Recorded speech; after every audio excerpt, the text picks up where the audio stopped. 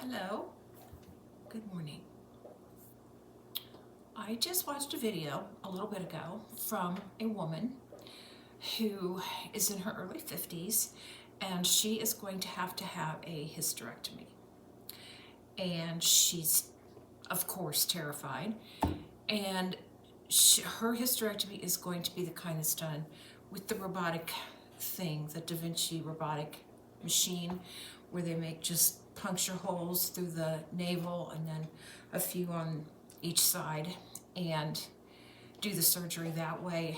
It's a lot less traumatic for the woman and the healing time is a lot less. But what made me want to do this video is that she, in her fear and concern, said that she's been, looking all over the internet and YouTube and everything for women who have had this procedure done and how the experience was for them. And while she could find a lot of women who have had a hysterectomy where they just cut you, she couldn't hardly find any that had the surgery the way they have planned for her. So I thought, well, if I can help someone, maybe someone else is looking for this information. And if it's hard to find, then I'll shoot a video out there for those who maybe want to know about my experience. So I was 47 years old and I had a fibroid, and the fibroid was growing. It wasn't causing me, I can't say it wasn't causing me any pain. Something was causing me a lot of pain during my cycle. And when I say I was bleeding heavily, it was never heavily enough to where I was anemic or anything like that, but it was pretty bad. And it was a real pain in the neck. It was getting to be, 2 or 3 days at home off of work. Every month I was, getting in trouble at work for taking off so much, but I couldn't be there because I had a job where I was running on my feet and was very demanding, and I couldn't just run to the bathroom all the time to check or change or whatever. So it was quite heavy, and it was also extremely painful. I had been diagnosed with endometriosis a few years before that from a surgery that they had done where they found that I had endometriosis, and it was, I assume, getting worse, and it was causing me a lot of pain all month long, but especially when I would have my periods. And it came to a point where I was with my knees up on the couch or in the bed with a heating pad and just taking Advil or Tylenol just almost constantly just to knock off the edge. So went to the doctor, and we did all the tests, we did the ultrasound and everything, we got all the diagnoses that I needed to get the hysterectomy done. I was at that point all for it. I just wanted to get it done. I just wanted to not bleed anymore. I just wanted to not have the pain anymore. And I wasn't going to be using my parts anymore anyway. So I talked to myself and I said, you don't need these things. They're just causing you problems. Let's just do it. And in 6 weeks, you will be back to yourself. So I get to the surgery suite and they're preparing me for surgery, and the doctor came in and she said, one thing we did not discuss was, are we doing a complete, which means ovaries, uterus, and tubes, or are we just doing a partial, which just means uterus? And I said, we'll just do a partial. I mean, I wasn't planning on having my ovaries out. I kind of wanted to keep them a little while longer. They can be beneficial for women for their heart and things like that.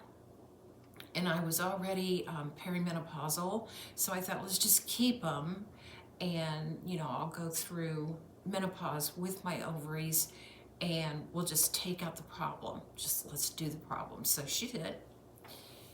And when she came in after the surgery, she said, yeah, everything looked good. You did great. Your ovaries are just sticking right up there, waving at me like, you know, she said they were just really healthy looking. And I said, good, because, you know, I'm not the one that's going to get ovarian cancer anyway, so we're good.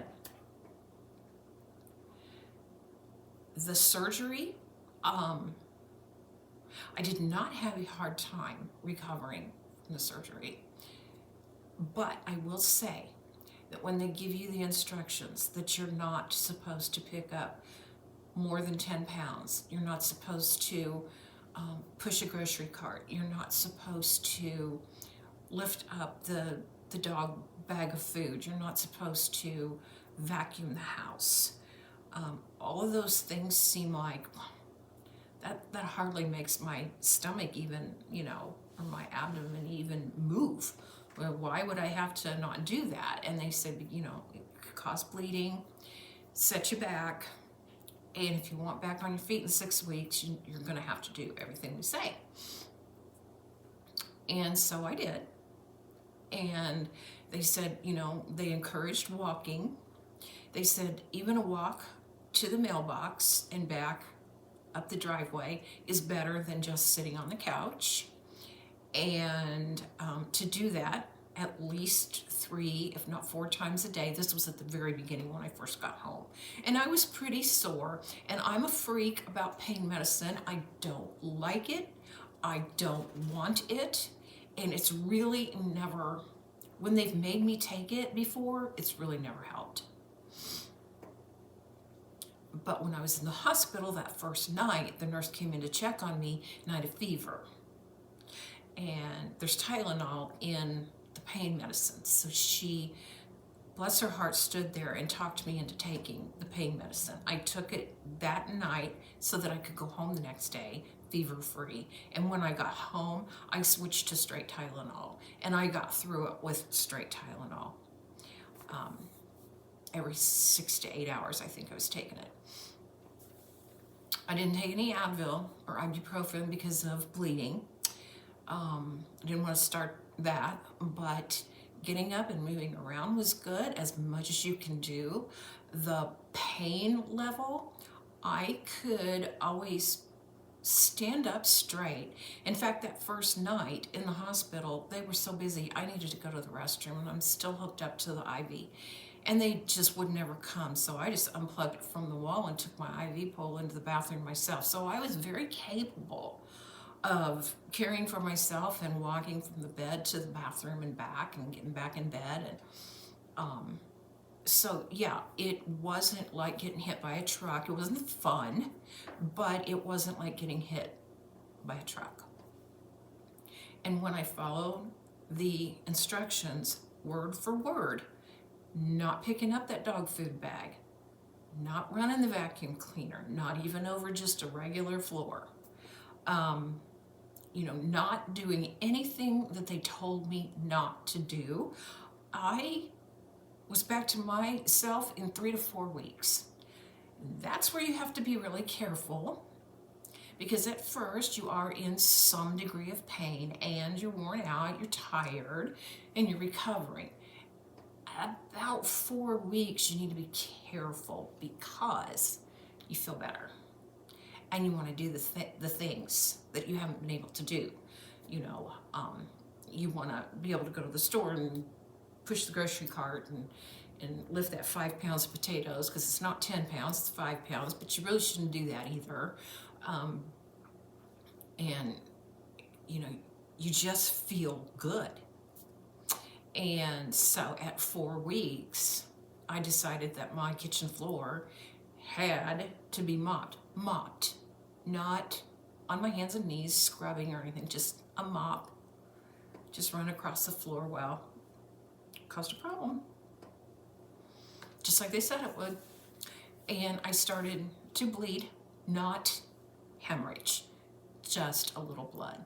Went to the doctor, she cauterized the area that had opened up because what I did, and I was good to go. I got scolded, and I spent the next 2 weeks doing pretty much nothing but just walking around and eating healthy foods and getting lots of fluid, lots of liquid in, and making sure that I didn't get a pneumonia or a UTI set up. You have to look at it like, pick, if you are able to pick when you want to have the surgery, you have to pick a time that's going to be a good 6 weeks for you to be down, and just look at it as the good Lord is telling you, hey, it's time for you to rest, and just take advantage of it that way. And the days click off, and you can catch up on Netflix, and you can catch up on all of your movies and your TV shows, and you can talk to your friends on the phone and just have at it the things that you haven't been able to do, especially if you're still working. One other thing that I want to, and I should have looked before I got on here, although I don't know why the site would be down or anything, but this has been several years ago that I was on this website called Hysterectomy, and it really helped me because and my doctor had told me about it, so I signed up for it, and it's just like a message board where all the women are on there, and they're just talking back and forth about their experience and asking questions, and other women answer the questions, and it was a really good place to be. And it was a really good place for me about a month in, and then maybe even a couple of months after, and as crazy as this sounds. And it was for absolute, positive, certain I was never going to have any more children. I didn't want any more children. It couldn't happen. It wasn't going to happen. I was good with losing my uterus. Take my nest out and I'll be fine. And I wasn't. Completely. And maybe it was just me, but there were a lot of women on this website that have the same problem. Now, some of them were younger. Now, that would be hard and devastating. But I was like, what is wrong with me? I mean, it was for the best. I needed to have it done. I wanted to have it done. Why do I feel like, well, now I can never have kids again? I wasn't going to have kids again anyway. I don't know. It's strange. Being a woman is just, as you all know, it's difficult in every aspect. And it was just losing that part of me that, I don't know. I got kind of sad about it for a time. Didn't last long. I got through it. I realized I was being ridiculous. But yeah, that hit me. So if that hits you too, just go with it. Talk to somebody, get through it. You will get through it. I don't know how to answer that question for those of you who may be young and still want to have kids. That is a whole nother drama and ball of wax, and my prayers are with you if you have to go through that. But this video was more for the older women who knew they didn't want any more kids. So the surgery took a couple of hours, and I spent the night, and I went home the next day, and I never looked back, really. So if you have to have this type of surgery done with the robot, or whatever it's called, it's all good, and you just have to behave and do what they tell you to do afterwards, and you'll be so glad it's over and behind you. So if you have any questions, leave them in the comments. I always try to answer all my questions in the comments, and have a wonderful day.